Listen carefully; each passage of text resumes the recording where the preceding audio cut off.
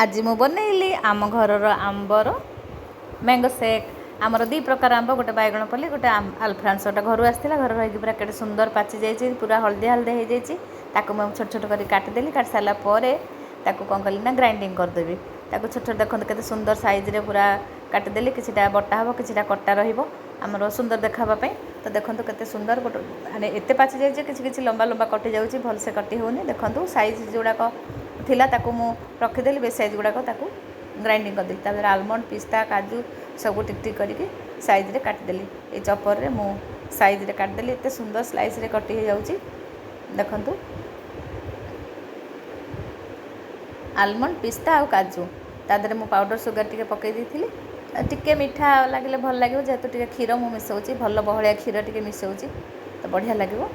आपण मैंने एमती थे ट्राए करंतु।